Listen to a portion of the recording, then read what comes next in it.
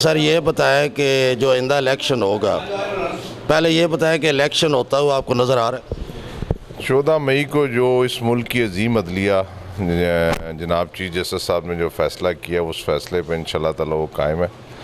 और उन्होंने मुज़ाकरात को सुप्रीम कोर्ट की तरफ से तो कोई ऐसी हिदायत नहीं, बहरहाल वो चाहते थे कि सारी सियासी जमातें बैठ जाएँ। PTI ने अपना अपना मौक़िफ़ जमा करवा दिया और PTI चाहती थी कि ये इस मुल्क में जो इलेक्शन है वो कौमी सूबाई असम्बली की एक डेट के ऊपर हो जाए।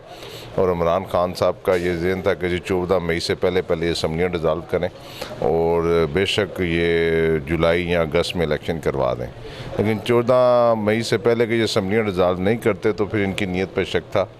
अब जो सुप्रीम कोर्ट पर सारी नज़रें और हमें पूरी उम्मीद है, हमने कल भी रावलपिंडी में एक बहुत बड़ा परसों हज़ारे यकजहती किया चीफ जस्टिस साहब के साथ। हज़ारों लोग मरी रोड के ऊपर थे। पूरे पाकिस्तान में पंजाब सरहद और में भी लोगों ने सड़कों पर निकल के चीफ जस्टिस के साथ हज़ारे यकजहती किया।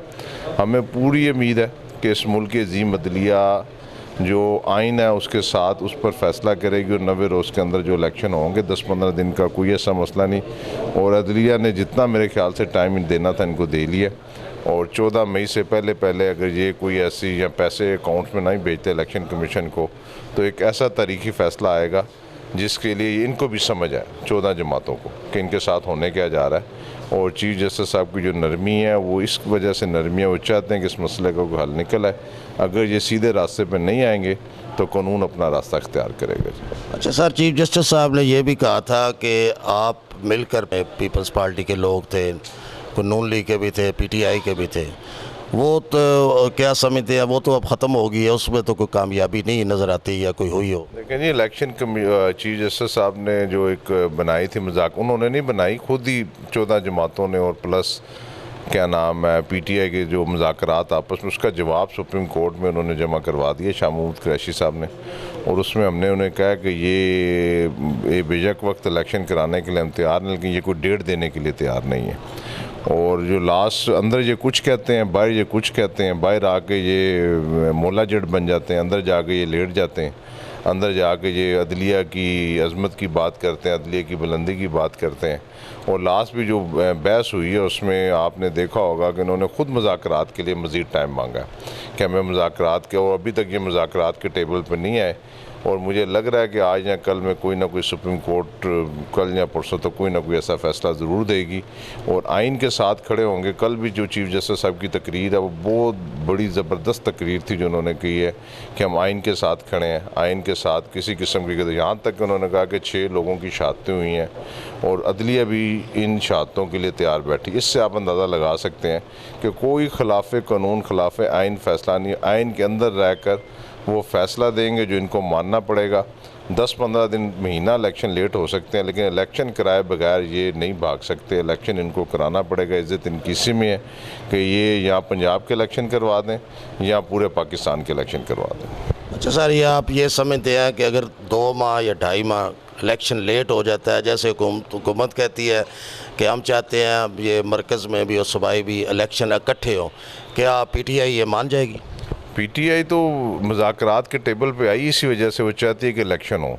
अगर इन्होंने अब इलेक्शन नहीं करवाया तो फिर ये अक्टूबर में भी इलेक्शन नहीं करवाने लगे। इमरान खान साहब जो समझते हैं, उनको पता है कि अब इन्होंने सिक्योरिटी का मसला बना लिया। अगर 20 अरब रुपये आटे की चोरी हो सकती, इससे ज़्यादा बड़ी चोरी है शायद खाकान अब्बासी के बकौल, तो 21 अरब रुपया इलेक्शन कमीशन को देना कोई इतना बड़ा मसला नहीं था इनके लिए।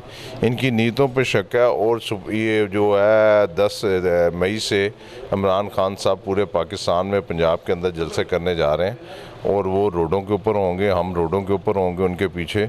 और हम जब तक ये हुकूमत हमें इलेक्शन नहीं देती, अगर ये समझते हैं कि इलेक्शन के बगैर ये मुल्क चल सकता है तो नहीं चल सकता। इस मुल्क में सियासी व माशी इस्तेकाम का एक ही हल है कि इस मुल्क में फ्री एंड फेयर इलेक्शन करवा दिए जाएँ, जिसकी भी हुकूमत आए।